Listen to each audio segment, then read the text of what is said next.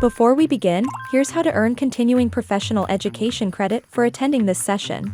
Gain valuable insights by attending the podcast, then complete the assessment test to download your certificate. To do this, follow these simple steps. Click on the link in your description to access the session. Create a free account and attend the podcast. After the podcast, take the assessment test and download your certificate. It's easy, and it's free. We highly recommend checking out our subscription.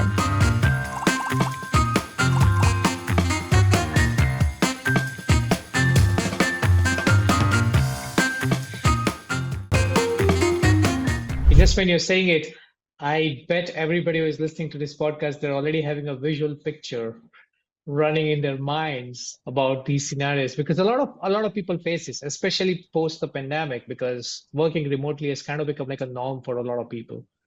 But they don't quite realize that while they enjoyed those work-life balances, there wasn't really a work-life balance per se, because these micro stressors were just like overlooked, and Yeah.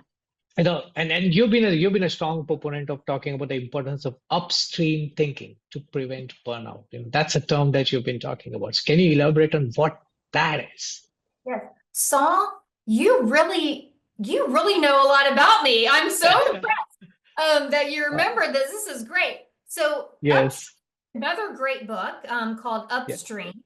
Yeah. And when individual contributors are talking about the inefficiencies at work, a lot of times, I'm brought in to help people with like their inbox or their tasks or their calendar and things like that. But it's often, what's happening at the top level that's causing them to have these kinds of issues. So I'll give a few examples. Sure. With email. Yeah. Everybody's overloaded. Okay. Does your company, or at least your team, have a communication matrix?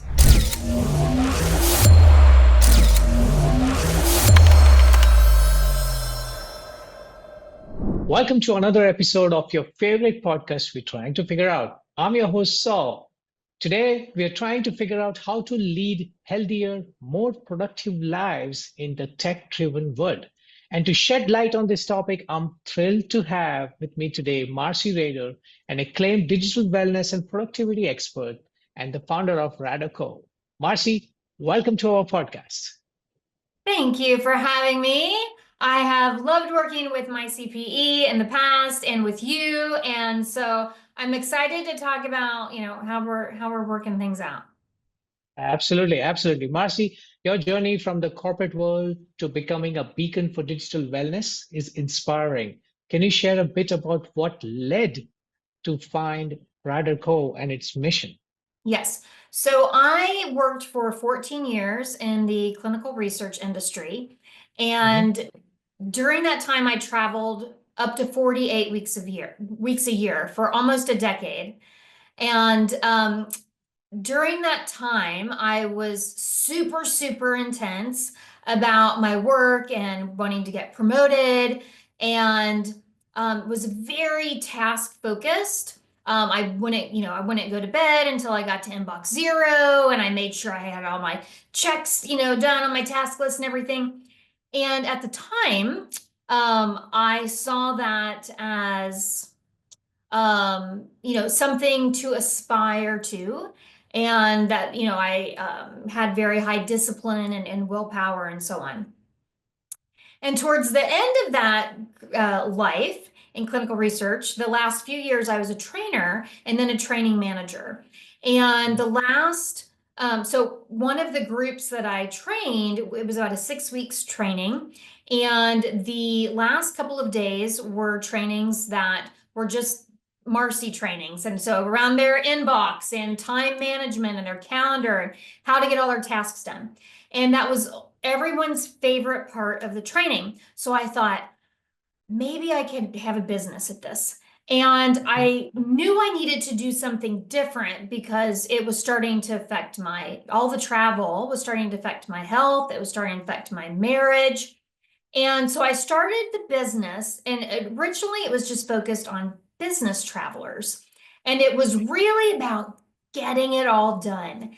And my business has really morphed since then, in the last 11 years, because I don't focus on this relentless pursuit of more that I did before.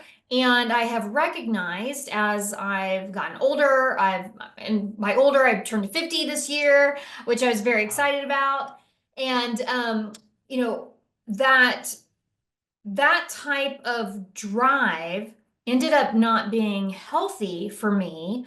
I ended up having two medical issues that could have been prevented or reversed. You know, like I said, it affected my marriage at the time. We're totally cool now. But also, what I realized was I wasn't prioritizing the right things in my job. It was really just about getting things done, getting things done. And so the business today, fast forward 11 years, and we are a health-powered productivity speaking, training, coaching, and consulting company. And what we mean by health-powered productivity is that it doesn't matter how many boxes you check. If you are losing sleep to do it, doesn't matter how fast you respond to emails, if you are doing it at dinner with your family. And so it's focusing on the right things and not everything.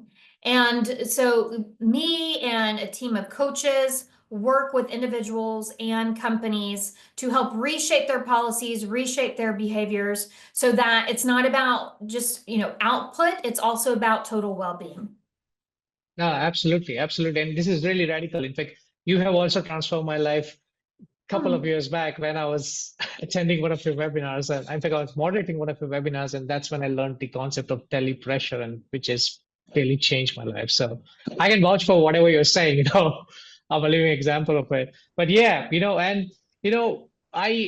when I had heard your webinar and for the years that I've been listening to your talks and everything, there is this term which has got a stigma to it. It's called burnout.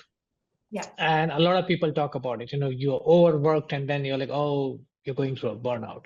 It's a term we hear often, but often misunderstood, And when you talk about change, you talked about, the change that you work on at an individual level, at an organization level. We'll also slowly talk on that. But if we were to just start with the word burnout, which is often misunderstood, could you shed some light on the common misconceptions that leaders have about improving the employee well-being when they hear the word, oh, somebody's burned out in a team? Yeah, no, I'm glad you brought that up.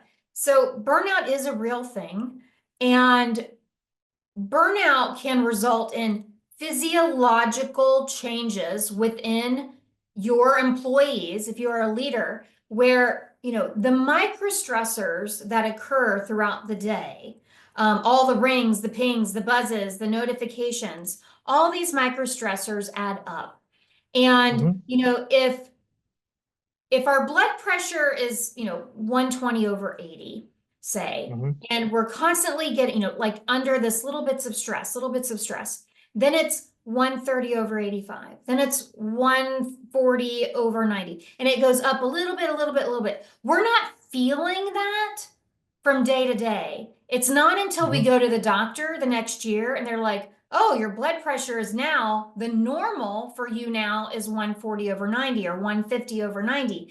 And so it's, a lot of times it's these microstressors that cause these physiological changes within people that we can't just like the snap of a finger or taking away a project immediately, can resolve that. But for individuals and for leaders to understand too, burnout is often not the volume of your workload. It's what you're not doing outside of work that is causing you to feel burned out. If all you are doing is working and thinking about work and you're never taking time to recharge, you will ultimately feel burned out, because we need that recharge time more than anything. And it's one of the hardest things that I find to get through to people in when I'm doing personal coaching is to, step away for 15 minutes at lunch, step away for 10 minutes in the afternoon. We feel like we have to just power through everything, and our brains need distraction, but not in the digital distraction, but it needs to go outside. It needs to listen to some music. I had one client that in the middle of the afternoon, he had a guitar in his office and he would play one song. And he said, it was something that we worked on. I'm like, just give me one 3-minute thing that you'll do. And he's like, okay, I'll play one song. And he was really resistant at first because he didn't want to step away for 3 minutes. And Wow. this is 6 years later, and he has one 3-minute song that he plays every day. He has perfected the song on the guitar. And Absolutely. he said, I cannot believe how much better I feel just taking that 3 minutes. And so if there was anything I needed to, wanted to impress upon people that feel like they are burned out, it's that it's not, of course, the volume of your workload contributes, but it's what you're not doing outside of work that will contribute to that. So you can't just keep working all the time. You have to have some breaks. Interesting. You mentioned about micro stressors, which is the term that you use, and you certainly put that out, because these are, I guess, the triggers that add in, which you're just not realizing, because these are the contributors to the burnout, if I were to say, right? So from your experience, I mean, if you've been talking to so many people, so a lot of people must have come to you that, oh, I feel so burned out, and then you're trying to explain. So talking a little bit about what are these micro stressors, and also from your experience, what are the biggest culprits in today's work environment that contribute to this burnout? Yeah, well, there is a great book called The Micro Stress Effect, which I recommend people reading. But one thing that I will see a lot that causes micro stressors are people that are constantly asking for updates. Like maybe you've set a deadline for November 28th, and I start asking you about it on November 21st. And then I ask again on the 22nd and the 23rd, and I'm feeling this stress. This little, it's not a lot of stress. I'm not mad about it. It's just this little bit of stress, and so that can cause that. Priority shifting,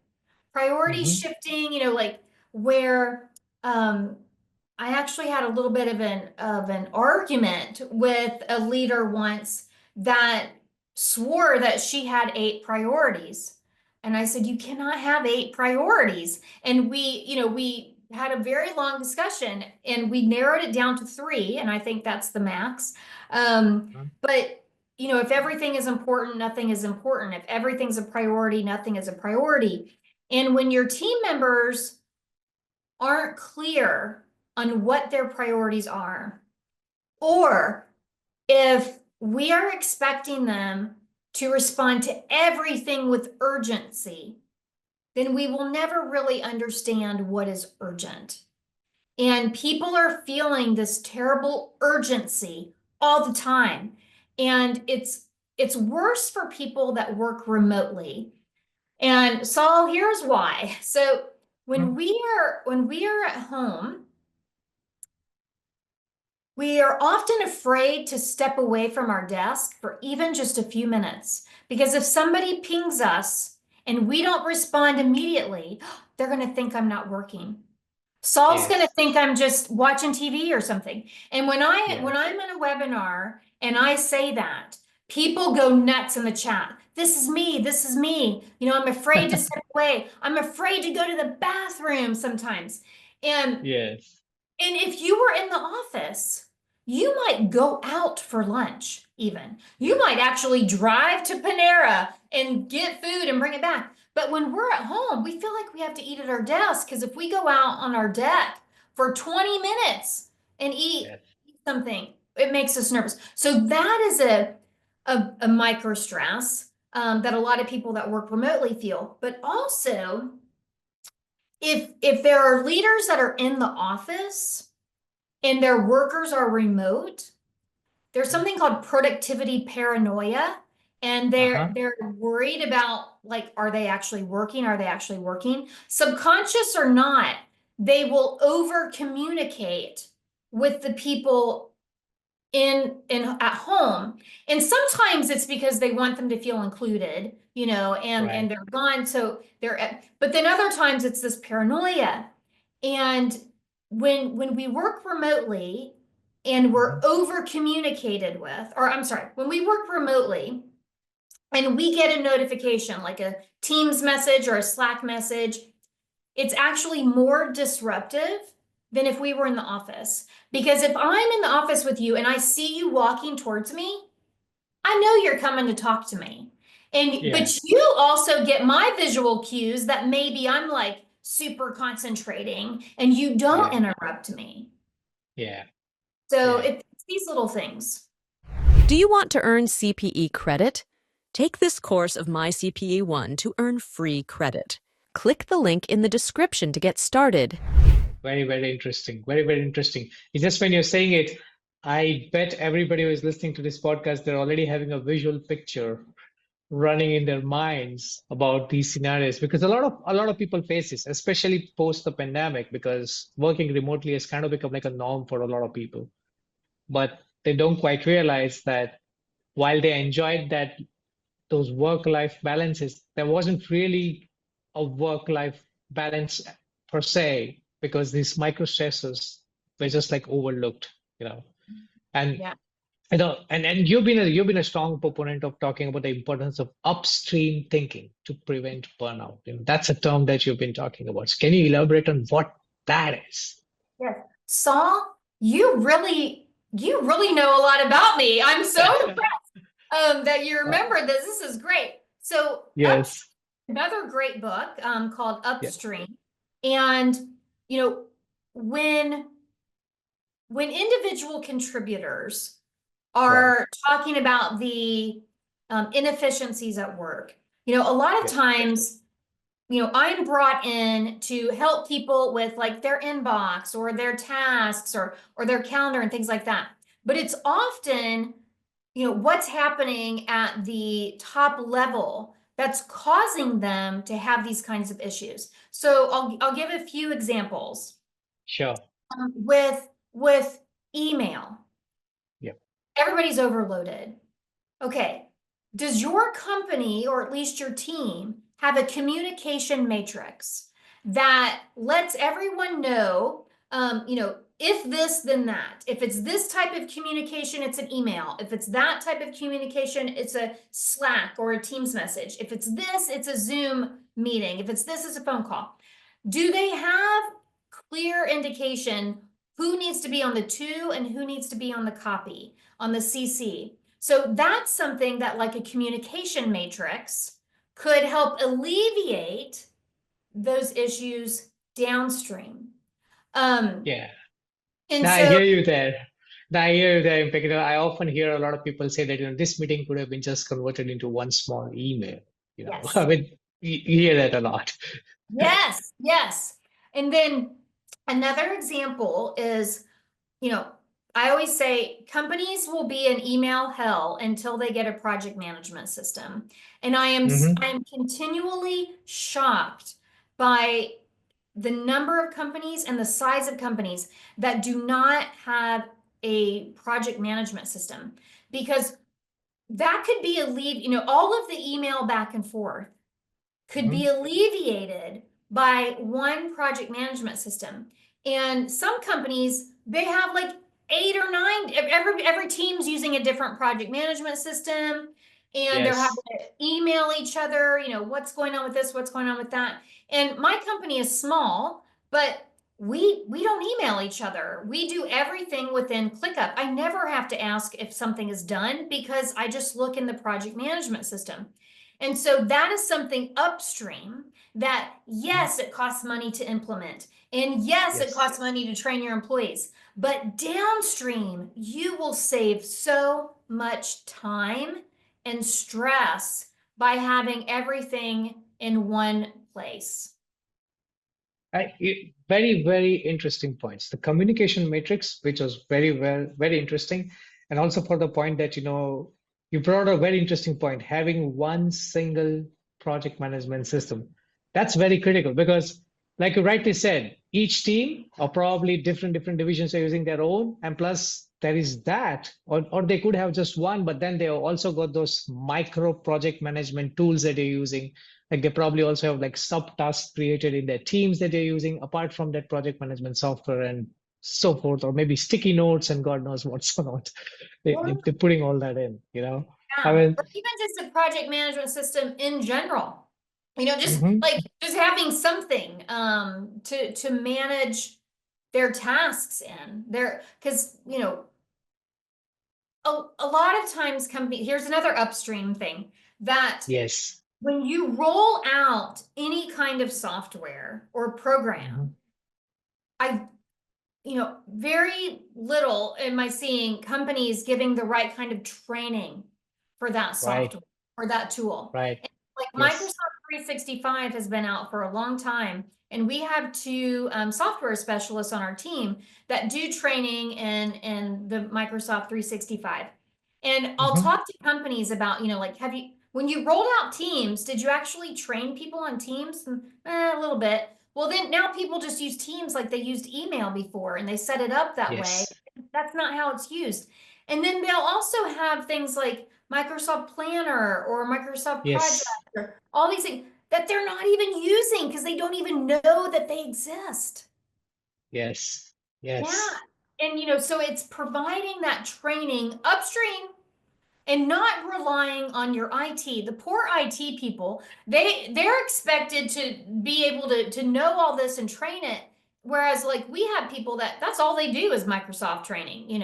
And so Yes. recognizing when, you know, it's time to go outside ourselves, get everyone the proper training so that they can use the tool better. Yeah, rightly said. In fact, the business cases, it's the leaders who know what the business cases are, and I guess there's always this handicap about, they may be handicapped into knowing what the utilities are. That's when the experts like you have on your team, they are the ones who actually come in to let you know the capabilities of that product and how you can scale up on it. But very rightly said, it's the leaders who need to come up with those business cases, provide that proper training so people know how it needs to be used, matching that with the communication matrix and having that one single project management software. I think you're building a really beautiful world. But for leaders listening today, what practical steps can they implement to reduce the stress and create a more supportive environment? That's the critical word, the supportive environment, because that's a challenge for a lot of people. Yes, for sure. And I don't know if you know this, Saul, but I have a book launching. I'm not sure when this is coming out, but I have a book launching, hopefully January 14th. And it's Yep. called Reclaim Your Workday, Uh-huh. Sustainable Productivity Strategies for the New World of Work. And the way Okay. that I'll set it up is the Hmm. chapters. There's a chapter on email and chat tools, chapter on meetings, task and project management, vacation and time off, because that is Hmm. also a stressor for many people, believe it or not, vacation, Yes. time off, Yes. remote work and healthy habits. And I've divided up, each of those chapters have different strategies for Right. that topic, but I divided them up into individual contributor, Right. manager, and Hmm. C-suite or business owner, because Hmm. everybody can do the tips for the individual contributor, right? But then only managers can do certain things. And then Hmm. C-suite or business owners, they have the capability to change their whole culture, right? Right. So it's Right. kind of like spaceship view, treetop view, and in the garden type of view. Yes. And I'm really excited for that book to come out because Uh-huh. I don't know of any other book like that has these types of levels. And I think it's Hmm. important for individual contributors to see what could be possible as a C-suite or business owner, but also the challenges of, implementing certain things. But then also let people at all levels know there's something everyone can do that's small. Yeah, absolutely, absolutely. And the world has evolved. Today, there is, I guess, no organization in this world that does not have technology into it, some form or the other. Like you mentioned about Microsoft Teams, we need to have some tool in place, some technology in place. But there needs to be a healthy relationship with technology. There's a tech life balance, which can be a challenge that a lot of people can face. They're not accustomed to it. They just don't know how to balance that all out because they're adding into this Microsoft that burst, that ping, or how to do it efficiently in that time. So, you know, could you could you shed some light on those practical strategies that individuals can adopt to maintain a healthier relationship with technology? Yes. So this has been a big one lately because of the elections and just so much news and everything coming at us. And one thing I really, really love are the focus zones on phones now, on the iPhone and the Android, and setting up different times that your phone automatically goes into either do not disturb or quiet mode, to where you don't have to use your willpower or discipline to put it in that mode. It just automatically goes in that mode. So if you are someone who wants to have email on your phone, then maybe at 6 p.m. to 8 a.m. or something like that, it automatically goes to where you can't see the badges or you aren't seeing the banners, although I would say don't have those on at all. But that's another step. But having those kind of focus zones, but even from possibly your own family and friends, maybe during the workday, your biggest distraction is actually just your friends texting you. Yeah. And so you need zones, work, like a work zone where only people that you work with that's on your phone can get through to Yes. you. So that Yes. can be something to think about.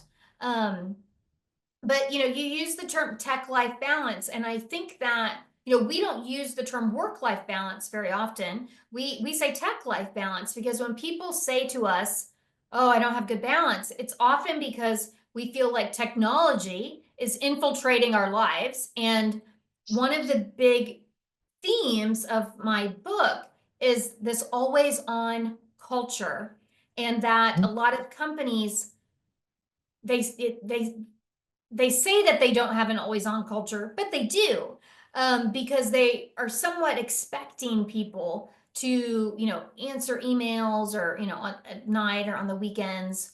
And people that work remotely feel even more pressure to respond to those during off hours. And Yeah. one thing that I always bring up to clients is that even if you work in the office, for the most part, nobody knows exactly when you start working. So Saul, if I don't know if you start work at 7:30, 9 o'clock, I don't know when you work.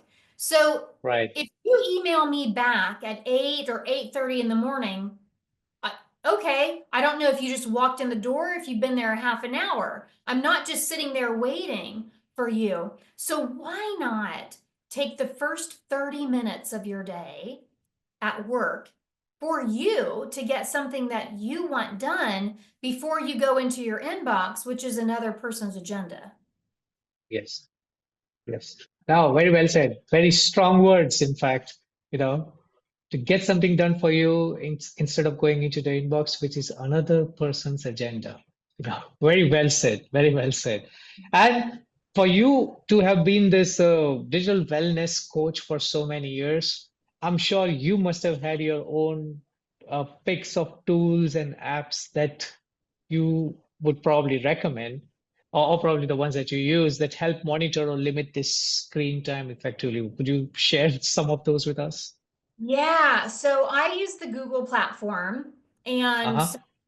I use an extension called Inbox Pause, and it's by Hmm. It's Boomerang, Inbox Pause by Baden. And Hmm. it keeps, I don't see any of my emails except for certain times of the day that I pre-choose. But I mean, Okay. I can unpause it at any time. But what it allows Right. me to do is to send emails and things, but I'm not distracted by new ones coming in. So they also have that for Outlook as well. It's just it's not as easy because it's not hooked in. I think you have to pay for it if it's Outlook. So that's one All thing. right. I also love I don't know what it's called, but you could Google it and just do a search for it. But on YouTube, I Yes. use an extension that I don't see any videos to the right that are recommended. So when I go and I watch a video, I'm not distracted by all the other videos that they say I should watch. There's nothing Oh, there. yes. It's Yes. just blank. And I love that. I love Interesting. it. Interesting. Now, I mean, you bring out a very interesting point. In fact, I think it was like a couple of months back when one of my friends showed me that there is a utility in, the social media applications. They now have this utility in which it actually allows you to set a limit of time that you can spend on on there. And I actually set that up on my Instagram to like 15 minutes a day because like the YouTube thing, but then once you get there, you see those other recommendations, and then Yep. you just go into that loop, and you're like one video after another. Same thing Yeah. happens with social media. But this digital well-being, I mean, my phone has got that tracker, and then I saw that I'm spending a lot of time on there, and then a friend showed me you can limit this by doing this. Probably another fan of yours who probably must have learned this, but he brought that. But these are some very interesting things. I'll definitely look up that YouTube thing that you told about, the extension that hides all those videos. Very interesting Yes. because very, very interesting. Okay, this is good. This is good. You know, but and now like in the beginning of the podcast, you talked about your organization, and you're a productive organization and you do a lot of activity based things and everything. And I remember listening to you in one of your talks about wherein you're a big advocate of walking meetings. Yes. So Yes. what makes them so effective? In fact, what are they? Because a lot of our listeners would want to know what they are and what makes them effective. If you could shed some light on that. Access latest and trending CPE courses with my CPE One Unlimited Access subscription. Subscribe now. Yes, I absolutely. It's one of my favorite subjects to talk about. I did just look it up real quick. It's called DF Tube, Distraction Free for YouTube. DF Tube. So Uh-huh. that's the extension. Okay. So Nice. walking meetings. Walking meetings. I call them walkie-talkies, and I will use any excuse to get outside and walk while I am on the phone. Mhm. Rarely, and well, it's like I don't even know how to sit on while I'm talking on the phone anymore.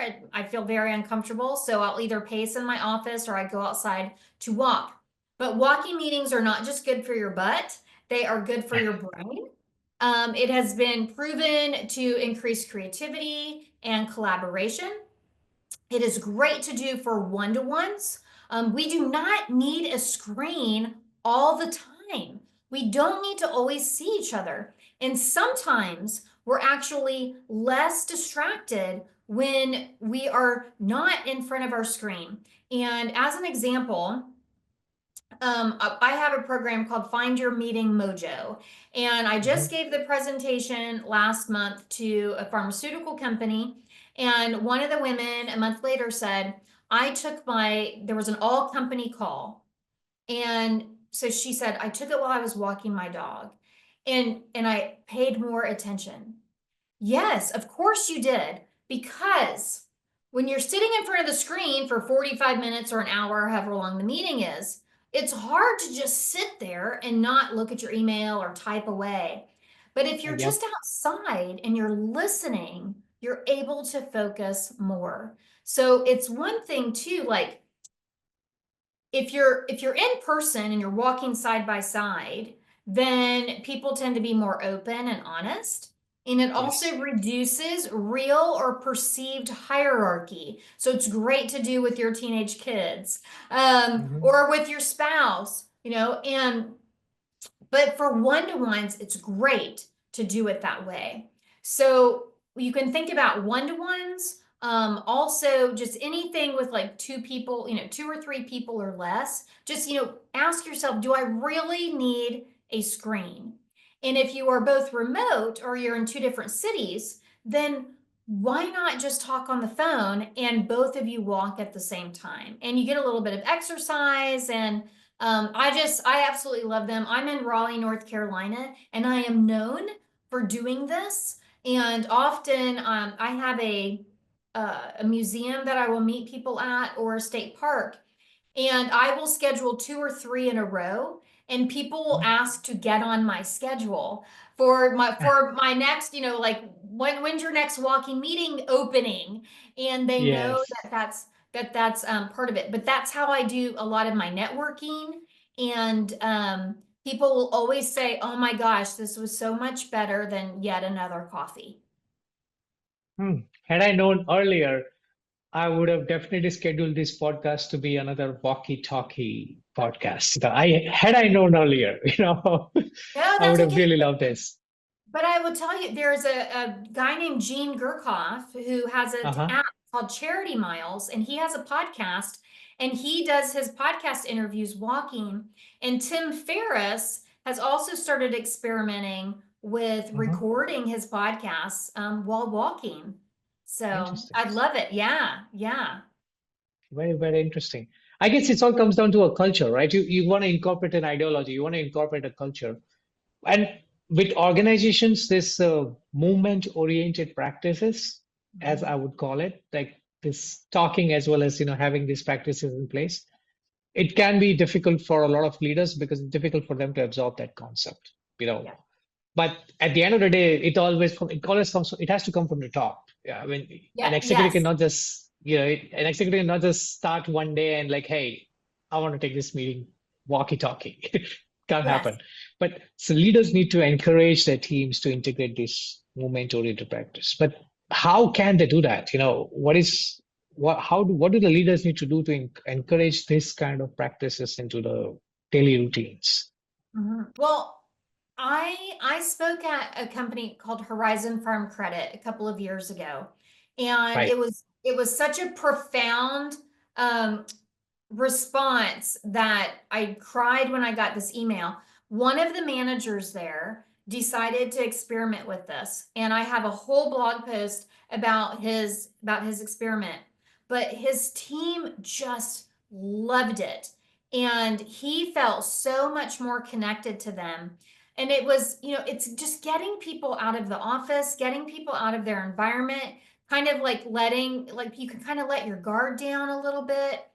And when we're working in a remote environment, a lot of people are conscious about belonging and connection, and and so on. And this is one way that you can do that, because it also lets people know that you recognize that they are not robots, and Yeah. that just sitting in front of their desk every day. And so you're absolutely right.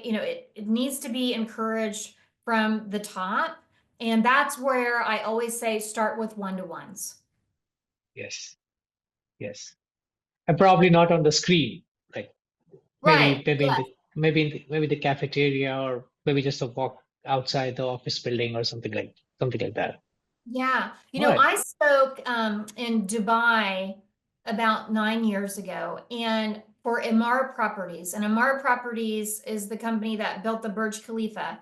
Yes, And I know about them. Yeah. yes, yes. And when I was touring their offices, I was like in heaven, because they had meeting rooms with just like with 2 treadmills facing each other. Wow. And they weren't exercise spaces. They were meeting rooms, and Yes. the treadmills faced each other, because then that way people could walk and talk to each other. I was like, oh my gosh, this is like my dream, for companies to do this. The other thing that they had there, they had rooms with a tall table and no chairs. Oh, And so you're standing. All right. Yeah. yes, which is also better for meetings. And so Yes. they were very ahead of the curve on those two things. Yeah. Wow, very interesting. So, I mean, was MR Properties your visit to the MR Properties when you saw those treadmills facing each other, was that the concept through which you got into the walkie-talkies, or you already had that before? I was already doing that. Uh-huh. I had started doing that when I started my business, because everybody, when you start your business, you do a lot of networking. And I was just so tired Yes. of coffee. I was like, I feel like I'm just so caffeinated all the time because I'm drinking so much coffee with people. So I started walking, and then that just became my thing. I still drink coffee with people sometimes. It depends on the person. But and Yes. depends on what we're doing. But a lot of times it's walking. Yes. It's either walking, and if my memory serves right, either that or coffee or maybe Brussels sprouts. Ah, yes, yes. So what Saul is referring to is I had Brussels sprouts named after me Yes. at a local deli, and yes, Saul, for my 50th birthday, we were in Maine, and I did a tour de Brussels sprouts, and I had Brussels sprouts at different restaurants like for 5 nights. Wow. Yes, I love them. Wow. Yes, I love them. Very, very interesting. Very, very interesting. Well, coming back from Maine and the Brussels sprout story, as we look to the future, Yes. how do you see the work environment evolving in terms of wellness and productivity? I do think that there's going to be a shift for companies to really think about well-being and from a holistic approach. And if they don't, then they will get behind, because the people will flock to the companies that recognize it.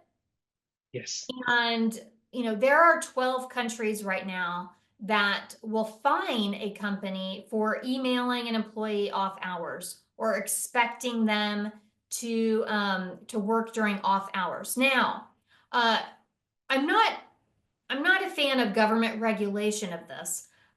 Yes. And it's not for every role and every type of situation. But I do think that the awareness that, this is, really encroaching on people's personal lives, to where, they shouldn't feel like they'd be penalized if they didn't answer that email at 11 o'clock at night. Um, I think that there will be a shift, even more so, of companies recognizing that they have to provide they have to provide guardrails for their Mhm. employees, but also model those guardrails. Gotcha. Gotcha. No, that makes sense. That makes sense. And do you foresee the technology because technology is continuing to advance day in, day out, even in the terms of people working remotely. Now there are more intelligent softwares in place that are tracking movements, and that is also like become like a micro stressor because people are now stressed about, oh, if I'm not on the PC, or maybe I'm not really moving any mouses or anything, they come to know. But what challenges do you see as technology continues to advance? What challenges do you foresee as technology continues to advance, and how can business adapt to those changes to make sure and give a good environment to their employees? Yeah. I have to comment on the employee monitoring. I actually have a section about that in my book. Um, Yes. and there are a lot of problems with that. Yes. And what you're referring to is like the mouse movement, like them tracking your mouse movement and how many clicks per hour. And I use a paper for my day to day. I use paper and I'm writing in it a lot, and I'm writing notes.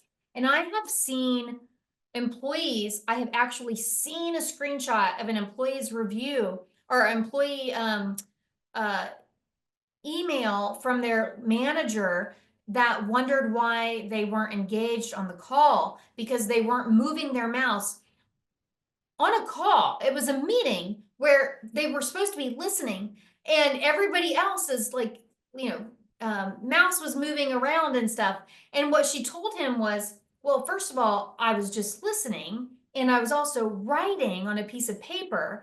And did you think that maybe those other people weren't actually typing notes and they were answering emails or something? So, it's not a full picture, these employee monitoring of emails. And it is very stressful to feel like you are being watched all the time. And so I am Yes. not a fan of those. Where I think that technology is posing a challenge for me even right now Yeah. is recognizing if something is real or not. When I get an email, like, is this a bot? Is this even a real person? Sometimes I've replied thinking it's a real person and it's not. Like it ends up being like going to like I get a bounce back, and um it's just hard to know what's real sometimes anymore. Yeah. Yep. And I guess with the remote monitoring, I think it also ties into that term that you used earlier with the leaders, things that leaders face, the paranoia, the Oh, yeah, productivity right. paranoia. Yeah. Yeah. Yeah.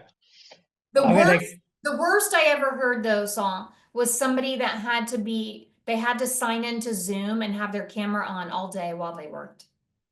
whoa, whoa, that's too much. That's too much. Ah, yeah, like what if you like scratch your face or like yeah, terrible.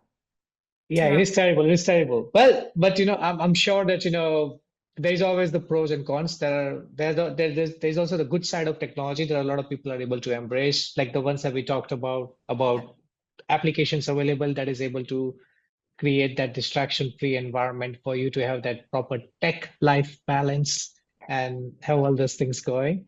So, this has been an insightful conversation, no doubt. But as we wrap up, if I were to ask you, I know this is too much for me to ask, but if I were to ask you, what's one key piece of advice you would give to someone looking to transform their relationship with work and technology?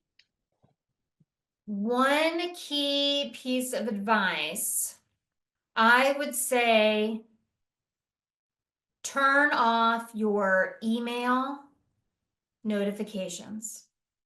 And that's going to be hard for a lot of people, but they're on as the default, not because they help you be more productive, but because they make you use the tool or app more. And we get a dopamine response the same as when we're gambling, and we get used to this anticipation.